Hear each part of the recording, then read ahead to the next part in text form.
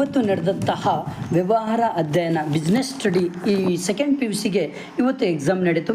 ಇದರ ಸಂಪೂರ್ಣವಾದಂಥ ಕೀ ಆನ್ಸರ್ಸ್ಗಳನ್ನು ಇಲ್ಲಿ ಹೇಳ್ತಾ ಹೋಗ್ತಾನೆ ಬನ್ನಿ. ಹಾಗಾದರೆ ನೋಡಿ, ಇಲ್ಲಿ ಇಂಪಾರ್ಟೆಂಟಾಗಿ ಇವತ್ತು ನಡೆದಂಥ ಬಿಸ್ನೆಸ್ ಸ್ಟಡಿಗೆ ಸಂಬಂಧಪಡುವಂಥ ಕೀ ಆನ್ಸರ್ಸ್ಗಳನ್ನು ನೋಡ್ತಾ ಹೋಗೋದಾದರೆ ಇಲ್ಲಿ ನೋಡಿ, ಮೊಟ್ಟ ಮೊದಲನೆಯ ಒಂದು ಪ್ರಶ್ನೆಗೆ ಸರಿಯಾದ ಉತ್ತರ ಯಾವುದು ಅಂದರೆ ಈ ಕೆಳಗಿನ ಯಾವುದು ನಿರ್ವಹಣೆಯ ಸಂಘಟನಾತ್ಮಕ ಉದ್ದೇಶವಾಗಿದೆ ಅಂದರೆ ಇಲ್ಲಿ ಸರಿಯಾದ ಉತ್ತರ ಎ ಸರಿಯಾದ ಉತ್ತರ ಲಾಭ ಅಂತ ನಾವು ಹೇಳ್ಬೋದು. ಎರಡನೇ ಪ್ರಶ್ನೆ ನೋಡಿ, ಹೆನ್ರಿ ಫಯೋಲ್ ಡ್ಯಾಶ್ ಆಗಿದ್ದರು. ಎರಡನೇ ಪ್ರಶ್ನೆಗೆ ಸರಿಯಾದ ಉತ್ತರ ಯಾವುದು ಅಂದರೆ ಇಲ್ಲಿ ಮೈನಿಂಗ್ ಇಂಜಿನಿಯರ್ ಅಂತ ಬರುತ್ತೆ, ಇದು ಸರಿಯಾದ ಉತ್ತರ. ನೆಕ್ಸ್ಟ್ ಮೂರನೇ ಪ್ರಶ್ನೆಗೆ ಸರಿಯಾದ ಉತ್ತರ ಯಾವುದು ಅಂದರೆ ಈ ಕೆಳಗಿನವುಗಳಲ್ಲಿ ಯಾವುದು ಸ್ಥಾಯಿ ಯೋಜನೆಯ ವಿಧವಾಗಿದೆ ಅಂದರೆ ಮೂರನೇ ಪ್ರಶ್ನೆಗೆ ಸರಿಯಾದ ಉತ್ತರ ಉದ್ದೇಶಗಳು ಅಂತ ನಾವು ಹೇಳ್ಬೋದು. ನೆಕ್ಸ್ಟ್ ಬಂದುಬಿಟ್ಟು ಸರಿಯಾದ ಉತ್ತರ ಯಾವುದು ಅಂದರೆ ನಾಲ್ಕನೇ ಪ್ರಶ್ನೆಗೆ ಸರಿಯಾದ ಉತ್ತರ ಯಾವುದು ಅಂದರೆ ನೋಡಿ, ಈ ಕೆಳಗಿನವುಗಳಲ್ಲಿ ಯಾವುದು ಪ್ರತಿ ನಿಯೋಜನೆಯ ಅಂಶವಲ್ಲ ಅಂದರೆ ನಾಲ್ಕನೇದು ಡಿ ಸರಿಯಾದ ಉತ್ತರ ಬರುತ್ತೆ, ಅನೌಪಚಾರಿಕ ಸಂಘಟನೆ ಅಂತ ಬರುತ್ತೆ. ಗ್ರಾಹಕರಿಗೆ ಉತ್ಪನ್ನ, ಅದರ ಲಕ್ಷಣಗಳು ಮತ್ತು ಗುಣಮಟ್ಟದ ಬಗ್ಗೆ ಮಾಹಿತಿ ನೀಡುವುದು ಇದರ ಭಾಗವಾಗಿದೆ.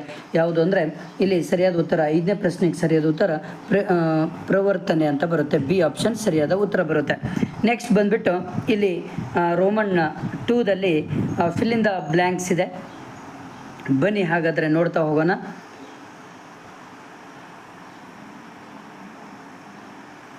ಹೊಂದಿಸಿ ಬರೆಯಿರಿ ನೋಡೋಣ. ಫಸ್ಟ್ ನೋಟು ಅಮಾನ್ಯೀಕರಣ, ಇದಕ್ಕೆ ಸರಿಯಾದ ಉತ್ತರ ಯಾವುದು ಅಂದರೆ ನವೆಂಬರ್ 8, 2016 ನೋಟು ಅಮಾನ್ಯೀಕರಣ ಆಯಿತು. ಅಧಿಕಾರ, ಎರಡನೇ ಪ್ರಶ್ನೆಗೆ ಸರಿಯಾದ ಉತ್ತರ ಅಧಿಕಾರ. ಇಲ್ಲಿ ಸರಿಯಾದ ಉತ್ತರ ಯಾವುದು ಅಂದರೆ ಪ್ರತಿ ನಿಯೋಜನೆಯ ಮೂಲಾಂಶ ಅಂತ ಹೇಳ್ಬೋದು. ಆವರಣ ನೇಮಕಾತಿ, ಸಿ ಪ್ರಶ್ನೆಗೆ ಸರಿಯಾದ ಉತ್ತರ ಯಾವುದು ಅಂದರೆ ಆವರಣ ನೇಮಕಾತಿ. ಇಲ್ಲಿ 4 ತರಬೇತಿ ಅಂತ ಹೇಳ್ಬೋದು ನಾವು. ನೆಕ್ಸ್ಟು ಡಿ ಆಪ್ಷನ್ಗೆ ಸರಿಯಾದ ಉತ್ತರ ಯೋಜಿಸುವಿಕೆ ಮತ್ತು ನಿಯಂತ್ರಿಸುವಿಕೆ ಸರಿಯಾದ ಉತ್ತರ ಯಾವುದು ಅಂದರೆ ಇಲ್ಲಿ ನಿರ್ವಹಣೆಯ ಅವಳಿ ಕಾರ್ಯಗಳು ಅಂತ ಬರುತ್ತೆ. ಲಕ್ಕಿ ಡ್ರಾಗೆ ಸರಿಯಾದ ಉತ್ತರ ಯಾವುದು ಅಂದರೆ ಇಲ್ಲಿ ಮೂರನೇ ಮಾರಾಟ ಪ್ರವರ್ತನೆ ಅಂತ ಬರುತ್ತೆ. ನೆಕ್ಸ್ಟ್ ಬಂದುಬಿಟ್ಟು ಇಲ್ಲಿ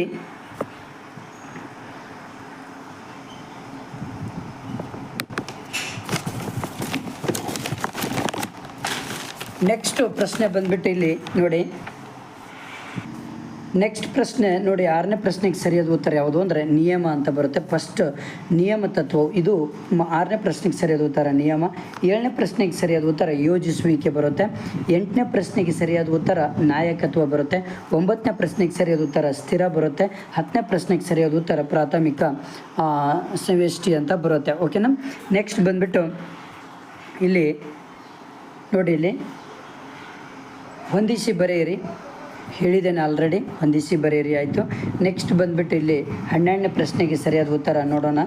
ನೋಡಿ, ನಿರ್ವಹಣೆ ಯಾವುದಾದ್ರೂ ಒಂದು ಆಯಾಮವನ್ನು ತಿಳಿಸಿ ಅಂದರೆ ಕೆಲಸದ ನಿರ್ವಹಣೆ ಮತ್ತು ಜನರ ನಿರ್ವಹಣೆ ಅಂತ ಬರುತ್ತೆ.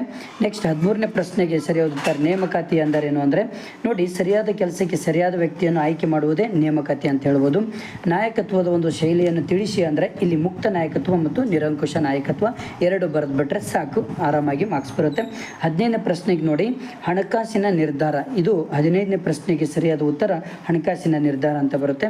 ಗ್ರಾಹಕ ಎಂದರೆ ಯಾರು ಅಂದರೆ ತನ್ನ ವೈಯಕ್ತಿಕ ಬಳಕೆ ಹಾಗೂ ಅವಶ್ಯಕತೆಗಳಿಗೆ ಒಂದು ಪಾವತಿಸಿ ಸರಕು ಮತ್ತು ಸೇವೆ ಖರೀದಿಸುವ ವ್ಯಕ್ತಿ ಗ್ರಾಹಕವಾಗಿರ್ತದೆ. ನೆಕ್ಸ್ಟ್ ಬಂದುಬಿಟ್ಟು 17ನೇ ಪ್ರಶ್ನೆಗೆ ಸರಿಯಾದ ಉತ್ತರ ನೋಡೋಣ. ಇಲ್ಲಿ ನಿರ್ವಹಣೆ ಮಂಡಳಿ ಮತ್ತು ಮುಖ್ಯ ಕಾರ್ಯನಿರ್ವಾಹಕ ಅಧಿಕಾರಿ ಅಂತ ಬರುತ್ತೆ. 17ನೇ ಪ್ರಶ್ನೆಗೆ ಸರಿಯಾದ ಉತ್ತರ ನಿರ್ದೇಶಕ ಮಂಡಳಿ ಮತ್ತು ಮುಖ್ಯ ಕಾರ್ಯನಿರ್ವಾಹಕ ಅಧಿಕಾರಿ ಎರಡೂ ಬರುತ್ತೆ. 18ನೇ ಪ್ರಶ್ನೆಗೆ ಸರಿಯಾದ 18 ಬಿಡಿ. 19ನೇ ಪ್ರಶ್ನೆಗೆ ಸರಿಯಾದ ಉತ್ತರ ಯಾವುದು ಅಂದರೆ ಯಾವುದಾದ್ರೂ ಎರಡು ಸ್ಥಾಯಿ ಯೋಜನೆಗಳು ಯಾವುದು ಅಂದರೆ ಒಂದು ನೀತಿಗಳು ಮತ್ತು ಇನ್ನೊಂದು ಕಾರ್ಯವಿಧಾನ ಅಂತ ಬರುತ್ತೆ. 20ನೇ ಪ್ರಶ್ನೆಗೆ ಸರಿಯಾದ ಉತ್ತರ ಯಾವುದು ಅಂದರೆ ಸಂಘಟಿಸುವಿಕೆಯನ್ನು ವ್ಯಾಖ್ಯಾನಿಸಿ ಅಂದರೆ ಗುರಿಗಳನ್ನು ಸಾಧಿಸಲು ಬೇಕಾದ ಚಟುವಟಿಕೆಗಳನ್ನು ಗುರುತಿಸುವುದು, ಅವುಗಳನ್ನು ವರ್ಗೀಕರಿಸುವುದು, ಅಧಿಕಾರ ಜವಾಬ್ದಾರಿಯನ್ನು ಹಂಚಿಕೆ ಮಾಡುವ ಪ್ರಕ್ರಿಯೆ ಸಂಘಟನೆ ಅಂತ ಹೇಳ್ಬೋದು ನಾವು. 22ನೇದು ಏನಪ್ಪ ಅಂದರೆ ನಿರ್ದೇಶಿಸುವಿಕೆ ಯಾವುದಾದ್ರೂ ಎರಡು ಮೂಲಾಂಶಗಳನ್ನು ಹೆಸರಿಸಿ ಅಂದರೆ ಮೇಲ್ವಿಚಾರಣೆ ಮತ್ತು ಪ್ರೇರಣೆ, ಇವೆರಡೂ ಬರೆದ್ರೆ ನಿಮಗೆ ಆರಾಮಾಗಿ ಮಾರ್ಕ್ಸ್ ಕೊಡ್ತಾರೆ. 23 ಬೇಡ. 24ನೇ ಪ್ರಶ್ನೆಗೆ ಚರಾಸ್ತಿಗಳಿಗೆ ಎರಡು ಉದಾಹರಣೆ ಕೊಡಿ ಅಂದರೆ ನಗದು ಮತ್ತು ದಾಸ್ತಾನು ಸರಕು ಅಂತ ಹೇಳ್ಬೋದು. 25ನೇ ಪ್ರಶ್ನೆಗೆ ಸರಿಯಾದ ಉತ್ತರ ಲಾಭ ಗರಿಷ್ಠಗೊಳಿಸುವುದು ಮತ್ತು ಮಾರುಕಟ್ಟೆ ವಿಸ್ತರಣೆ, ಇವೆರಡು ಬರೆದ್ರೆ ಸಾಕು, 2 ಮಾರ್ಕ್ಸ್ ಸಿಗುತ್ತೆ. ಗ್ರಾಹಕರು ಯಾವುದಾದ್ರೂ ಎರಡು ಹಕ್ಕುಗಳನ್ನು ತಿಳಿಸಿ ಅಂದರೆ ಮಾಹಿತಿ ಹಕ್ಕು ಮತ್ತು ಸುರಕ್ಷತೆಯ ಹಕ್ಕು ಅಂತ ಬರುತ್ತೆ. ಇದು ಬಹಳ ಇಂಪಾರ್ಟೆಂಟ್ ಪ್ರಶ್ನೆಗಳು. ನೆಕ್ಸ್ಟ್ ಬಂದುಬಿಟ್ಟು ಇಲ್ಲಿ ನೋಡಿ, ಇಲ್ಲಿ 37ನೇ ಪ್ರಶ್ನೆಗೆ ಸರಿಯಾದ ಉತ್ತರ ಯಾವುದು ಅಂದರೆ ಸಮನ್ವಯತೆ ಎಂದರೇನು, ಸಮನ್ವಯತೆಯ ಗುಣಲಕ್ಷಣಗಳನ್ನು ಬರೀರಿ. ಅಂದರೆ ಇಲ್ಲಿ ಯಾವ್ಯಾವ ಗುಣಲಕ್ಷಣಗಳು ಮೇನ್ ಅಂದರೆ ನೋಡಿ, ಒಂದು ಸಮನ್ವಯತೆಯ ಗುಂಪು ಪರಿಶ್ರಮವನ್ನು ಯೋಜಿಸುತ್ತದೆ, ಸಮನ್ವಯತೆಯ ಪ್ರಕ್ರಿಯೆ ಏಕತೆಯನ್ನು ಖಚಿತಗೊಳಿಸುತ್ತದೆ, ಸಮನ್ವಯತೆಯು ನಿರಂತರ ಪ್ರಕ್ರಿಯೆಯಾಗಿದೆ, ಸಮನ್ವಯತೆಯು ಸರ್ವವ್ಯಾಪಕವಾದ ಕಾರ್ಯವಾಗಿದೆ ಮತ್ತು ಸಮನ್ವಯತೆಯು ಒಂದು ಉದ್ದೇಶಪೂರ್ವಕ ಕಾರ್ಯವಾಗಿದೆ, ಸಮನ್ವಯತೆಯು ಎಲ್ಲ ವ್ಯವಸ್ಥಾಪಕರ ಜವಾಬ್ದಾರಿಯಾಗಿದೆ. ಇಷ್ಟು ನೀವು ಬರೀಬೇಕಾಗುತ್ತೆ. ನೆಕ್ಸ್ಟ್ 30ನೇ ಪ್ರಶ್ನೆಗೆ ಇಲ್ಲಿ ಇಂಪಾರ್ಟೆಂಟ್ ನೋಡಿ, 30ನೇ ಪ್ರಶ್ನೆಗೆ ಯಾವ್ಯಾವ ಪಾಯಿಂಟ್ಸ್ಗಳು ಬರೀಬೇಕು ಅಂದರೆ ಯೋಜಿಸುವಿಕೆ ಯಾವುದಾದ್ರೂ 4 ಲಕ್ಷಣಗಳು ನೋಡಿ. ಇಲ್ಲಿ ಒಂದು, ಯೋಜಿಸುವಿಕೆಯು ನಿರ್ವಹಣೆ ಪ್ರಾಥಮಿಕ ಕಾರ್ಯವಾಗಿದೆ, ಒಂದು ಸರ್ವವ್ಯಾಪಿಯಾಗಿದೆ, ಒಂದು ನಿರಂತರವಾಗಿದೆ, ಇನ್ನೊಂದು ತೆಗೆದುಕೊಳ್ಳುವಿಕೆಯನ್ನು ಒಳಗೊಂಡಿದೆ. ಇಷ್ಟು ಇಂಪಾರ್ಟೆಂಟು. ಇವು 29ನೇದು ಒಂದು ನೋಡಿಬಿಡೋಣ. 29ನೇದು ಏನು ಕ್ವಶನ್ ಇದೆ ಅಂದರೆ ಇಲ್ಲಿ ಕೆಳಗಿನಗಳಿಗೆ ಸಂಬಂಧಪಟ್ಟ ನೋಡಿ, ವ್ಯವಹಾರ ಪರಿಸರದ ಆಯಾಮಗಳನ್ನು ಗುರುತಿಸಿ. ಅಂದರೆ ಇಲ್ಲಿ ಬ್ಯಾಂಕುಗಳ, ಗೃಹ ಸಾಲಗಳ ಮೇಲೆ ಬಡ್ಡಿ ದರದ ಇಳಿಕೆ, ಆರ್ಥಿಕ ಪರಿಸರ, ಸಾಮಾಜಿಕ ಪರಿಸರ, ತಾಂತ್ರಿಕ ಪರಿಸರ, ಕಾನೂನಾತ್ಮಕ ಪರಿಸರ. ಓಕೆ, ಇಷ್ಟು ಇಂಪಾರ್ಟೆಂಟ್. ನಿಮ್ಮ ಫ್ರೆಂಡ್ಸಿಗೆ ಶೇರ್ ಮಾಡಿ, ಹಾಗೆ ನನ್ನ ಚಾನಲನ್ನು